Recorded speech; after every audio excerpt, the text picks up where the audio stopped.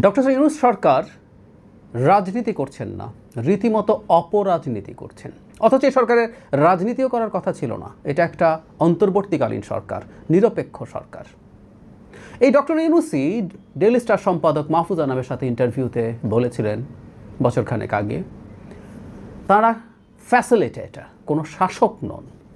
সেই ইউনূস সরকার এখন এমন অবস্থান নিচ্ছেন, দেশের জন্য, ভবিষ্যৎ রাজনৈতিক পরিমণ্ডলের জন্য ঝুঁকি তৈরি করছেন। আমরা খেয়াল করছি বিএনপিকে তাদের কিছু দাবি মানানোর জন্য একটা নেক্সাস তৈরি হয়েছে। নেক্সাস তৈরি হতেই পারে রাজনৈতিক দলগুলোর মধ্যে, জামায়াতে ইসলামী, এনসিপি, ইসলামী আন্দোলন সহ আরও কিছু দল।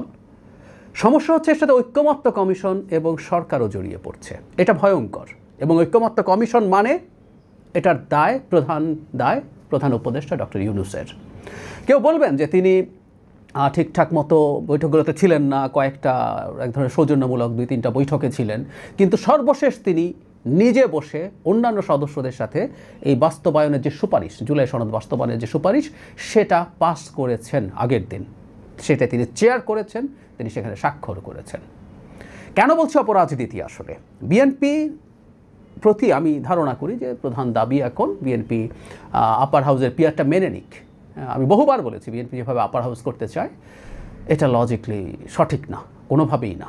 আমিও মনে করি না এটা সঠিক সিদ্ধান্ত হয়েছে। কিন্তু সমস্যাটা হচ্ছে বিএনপি এই সিদ্ধান্তটা নিয়েছে, প্রচুর সমালোচিত হয়েছে, তারপরও সেই সিদ্ধান্তটা নিয়েছে। এখন চাপ তৈরির জন্য নানান কিছু তৈরি করছে সরকার, যাতে বার্গেইন করতে পারে।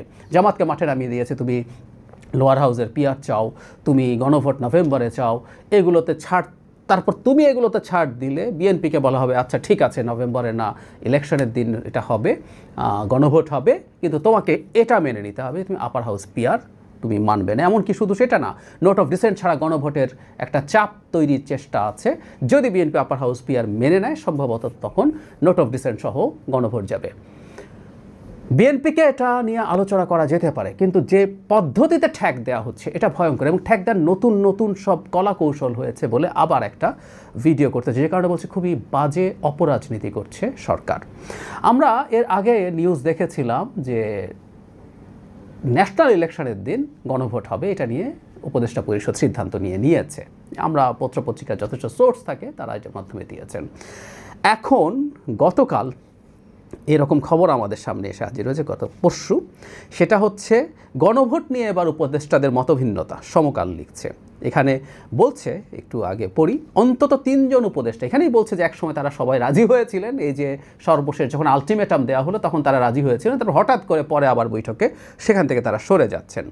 বলা হচ্ছে নির্বাচন কমিশনের সক্ষমতা থাকলে জাতীয় নির্বাচনের আগেও গণভোট করা যেতে পারে। তারা যুক্তি দিয়ে প্রশ্ন তোলেন গণভোট না হলে সংস্কার কীভাবে বাস্তবায়ন হবে। তারা বলেন বিশেষ করে পিআর পদ্ধতিতে সংসদের উচ্চকক্ষ গঠনের বিষয়টি সুরাহা করতে নির্বাচনের আগে গণভোট করা প্রয়োজন। ফেব্রুয়ারিতে সংসদ নির্বাচন নিশ্চিত করে এর আগে গণভোট দেওয়া যায় কিনা তা দেখা উচিত। পিআরে নির্বাচন মানে পিআর পদ্ধতি যদি আপার হাউস হয়, সেই ক্ষেত্রে গণভোট আগে হওয়া দরকার বলে একটা যুক্তি জামাতিদেরকেও দিতে দেখেছি। এখানে দুটো ইঙ্গিত আছে। একটা হলো তার মানে নোট অফ ডিসেন্ট ছাড়া কিন্তু আমি গণভোট দিয়ে দিচ্ছি, সেই ক্ষেত্রে পিআর যদি হাঁ হয়ে যায় তাহলে পিআর হবে আপার হাউস। সেক্ষেত্রে কেন আগে গণভোট হতে হয় বলছে, সেই ক্ষেত্রে জাতীয় নির্বাচনের আগে তালিকাটা দিয়ে দিতে হয়। যে আমরা যেভাবে যে পদ্ধতিতে করছি, এটা অনেক রকম পদ্ধতি আছে, নির্বাচনের পরও তালিকা দেওয়ার পদ্ধতি আছে, কিন্তু আগে দেওয়ার কথা হচ্ছে। প্রথম কথা হচ্ছে পিআর যদি আমরা করি আপার হাউসে, তাহলে এইবার আমরা পরের তালিকা দিয়েও করতে পারি, পরবর্তীতে সংবিধানে সেটা ইনক্লুডেড হবে যে আগে দিতে হবে, তাতে সমস্যা নেই। তারপরও যদি বলি না এতেও চলবে না, আমার আগেই দিতে হবে, তারপরও কিন্তু টেন্টেটিভ একটা তালিকা আপনি রাখতে পারেন। যদি গণভোটে হাঁ জয়ী হয় তাহলে আমরা পিআর করব, এবং সেই ক্ষেত্রে আমরা আগে দেয়া তালিকা থেকেই সিলেক্ট করব। দলগুলো তাদের তালিকা দিয়ে দেবে। যদি গণভোটে হাঁ হয়, যদি পিআরে সংসদ হয়, তালিকা তো থাকলোই, সমস্যার সমাধান করা যায়। কিন্তু এগুলো যেগুলো হচ্ছে, এগুলো আসলে প্যাঁচ লাগানোর জন্য, ফাজলামো করার জন্য করা হচ্ছে, বুঝতে পারি। আরেকটা ঝামেলা খেয়াল করব আমরা, সেটা হচ্ছে গণপ্রতিনিধিত্ব যে আদেশ আছে, সেটায় একটা সংশোধনী প্রপোজড হয়েছিল নির্বাচন ব্যবস্থা সংস্কার কমিশন থেকে।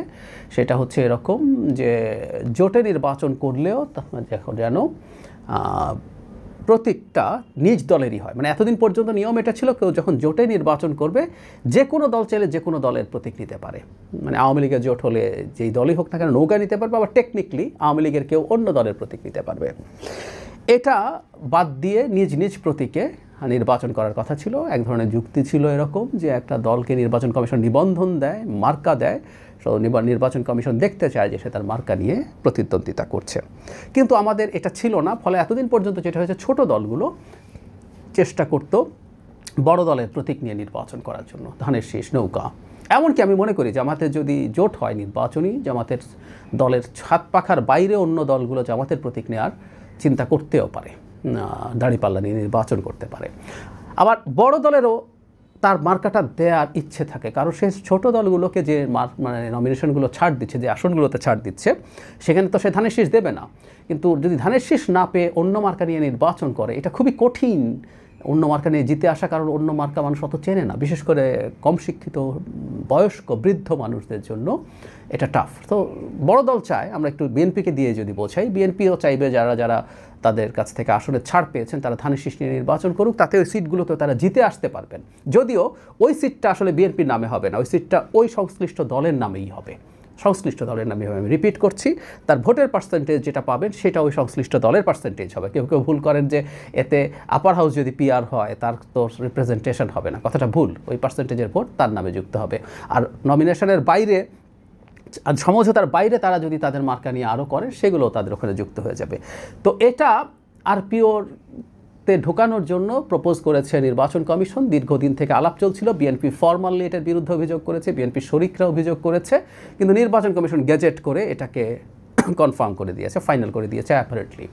আমি এটাও একটা অপরাজনীতি মনে করি, কারণ আমার বিশ্বাস এটা যেহেতু অধ্যাদেশ যে কোনো সময় পাল্টে ফেলা যায়। আমাদের আইসিটি যে আন্তর্জাতিক অপরাধ আইন, যে ট্রাইব্যুনাল যে আইন আছে, সেটা এখন যেহেতু সংসদ নেই, অধ্যাদেশ জারি হয়েছে, ওটা তিনবার জারি করা হয়েছে নানান রকম সংশোধন করে। দলকে আপনার অনেক কিছু ছিল, কিন্তু দলের প্রশ্নটা বলি, দলের বিচার করা যাবে না বলে প্রথম হয়েছে দলের বিচার করা যাবে সাথে একটা শাস্তি দিয়ে, তারপর দলের বিচার করা যাবে না বলে আইন অধ্যাদেশ পাস হয়েছে। পরে আবার শোরগোল হলো, হাসনাত আবদুল্লাহদের ওই পাতানো খেলা যখন হলো, তখন আবার এটাকে ঢোকানো হয়েছে। সো এটা ব্যাপার না, আমি ধারণা করি এটাও সরিয়ে ফেলা হবে যদি বিএনপি তাদের শর্তে রাজি হয়। বিএনপির সামনে নেগোশিয়েট করে, এখন বিএনপিকে তো অনেক নেগোশিয়েট করতে হবে, বিএনপিকে গণভোট নির্বাচনের দিন নিতে হবে। এখন বলবে না, উপদেষ্টারা বলছে গণভোট আগেই হতে হবে, জামাত যা বলছিল ঠিক সেটা কিছু উপদেষ্টা বলছেন। তো এখন বিএনপিকে এটা নেগোশিয়েট করতে হবে ওই দিন নেওয়ার জন্য। বিএনপিকে নেগোশিয়েট করতে হবে, আরপিওর এটা চেঞ্জ করতে হবে, কারণ তার শরিকদেরকে তাদেরকে জিতিয়ে আনতে হবে, শরিকরা সেটা চাইবে। তো সরকার বলবে আমি তোমাকে এত ছাড় দিচ্ছি, তুমি ওই ছাড়টা দাও, ওই ছাড়টা দিয়ে তুমি আমাদের দাবি যদি মেনে নাও তাহলে আমরা এগুলো করব এবং নোট অফ ডিসেন্ট সরিয়ে টরিয়ে একটা মোটামুটি একটা জায়গায় পৌঁছাবো। এই হচ্ছে খেলাটা, বারবার ক্রমাগত এই কাজটা করছেন। আমরা ডক্টর ইউনূসের সরকারের কাছ থেকে এক্সপেক্ট করি না।